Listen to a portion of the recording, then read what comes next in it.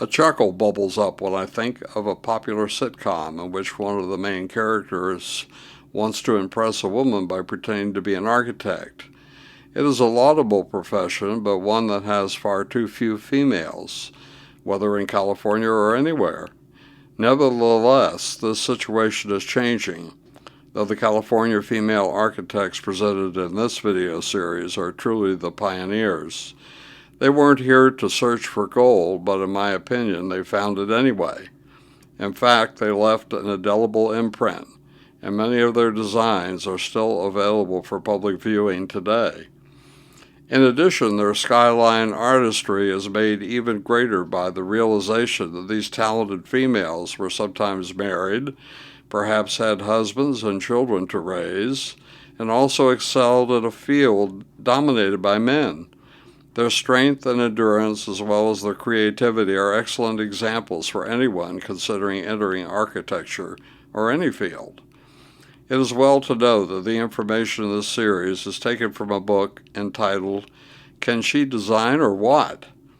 The Skyline Artistry of California's Female Architects" by Charles W. Ragsdale, cataloged at the Bancroft Library, UC Berkeley, and at the State Library of California, Sacramento.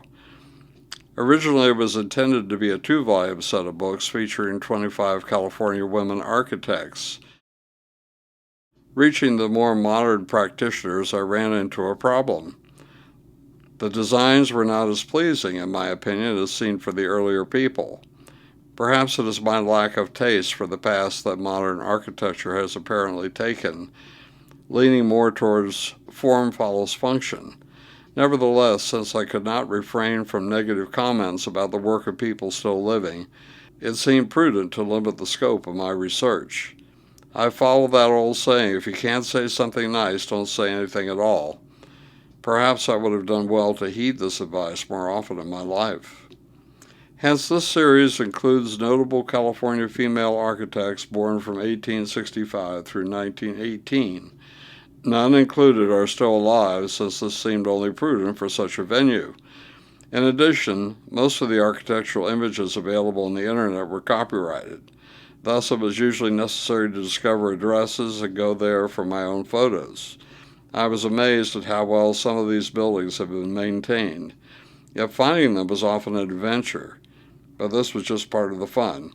Sometimes it was almost more fun than I or my wife could stand. At any rate, I hope you enjoy this series and will contact me at charles@corticalfandango.com. That's CHARLES at CORTICALFANDANGO.com. But if you don't enjoy, just ask for your money back. Oh, that's right, no money changed hands. Therefore, you'll probably have no problem receiving your money's worth, perhaps.